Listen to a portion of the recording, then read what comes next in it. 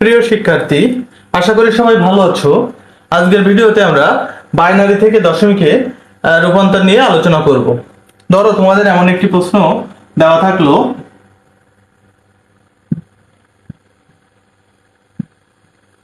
Base 2 সমান সমান base হচ্ছে 10। এখানে প্রশ্নে কি দেওয়া আছে, আমার বাইনারি থেকে দশমিকে রূপান্তর করতে হবে। সূত্র থেকে আমরা জানি যে কোনো সংখ্যা বাইনারি, অক্টাল বা হেক্সাডেসিমাল থেকে দশমিকে রূপান্তর করতে হলে বেজের উপর পাওয়ার দিয়ে গুণ করতে হবে। তাহলে আমরা করি অঙ্কটা। 1 গুণ 2, এখানে গুণ 2 হয়েছে কেন? কারণ এখানে বলা হয়েছে বেজ দিয়ে গুণ করতে হবে। বেজ হচ্ছে 2, প্রতিটাকে আমি 2 দিয়ে গুণ করব।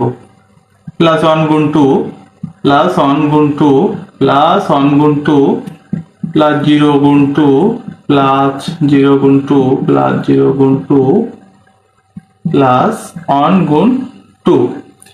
এখন আমরা বেজ হিসাব করি। ধরুন একটা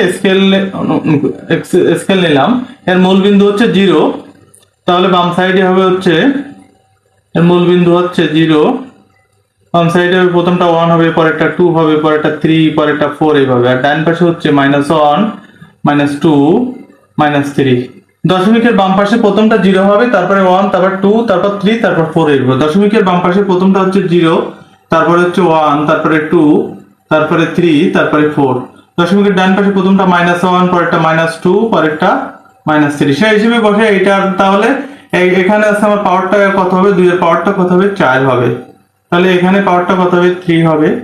তাহলে 2 হবে, 1 হবে, 0 হবে, -1 -2 -3। এখন আমরা হিসাব করি 2 টু দি 1 গুণ 2 to the power 4। 2 to the পাওয়ার 4 মানে 2 কে আমরা 4 বার গুণ করব। 2 দুগুণে 4, 4 দুগুণে 8, 8 দুগুণে 16। 16 প্লাস 2 কে 3 বার গুণ করলে 8 হচ্ছে, প্লাস 2 কে 2 বার গুণ করলে 4 হচ্ছে, প্লাস 2 হচ্ছে, প্লাস 0 এর সাথে যা গুণ করব 0 হবে, 0 এর সাথে যা গুণ করব 0 হবে, 0 হবে, প্লাস কোনো কিছু পাওয়ার যদি মাইনাস থাকে তাহলে 1/, তত হবে 1/2 টু দি পাওয়ার কিউ, মানে 2 কে 3 বার গুণ করলে 8 হবে। এখানে যদি শুধু 2 টু দি পাওয়ার কিউ থাকতো তাহলে 8 হতো, কিন্তু মাইনাস যেহেতু আসে সেহেতু 1/8 হবে।